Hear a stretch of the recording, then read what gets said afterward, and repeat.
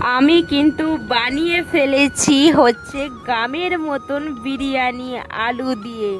দেখো, আমরা হচ্ছি বাঙালি, বাঙালিদের পাতে আলু না হলে ঠিক জমে না, সে যে কোনো খাবার বলো। আর সাথে বানিয়েছিলাম হচ্ছে চিকেন পকোড়া। ওহ, অসাধারণ খেতে ছিল। আমার আরও একটি ছোট্ট মিনি ব্লগ হরিয়ানা থেকে সবাইকে জানাই অনেক ভালোবাসা। শুভরাত্রি বন্ধুরা। আজকে আমি যে বানিয়েছি বিরিয়ানি, তোমরাও বাড়িতে ট্রাই করো।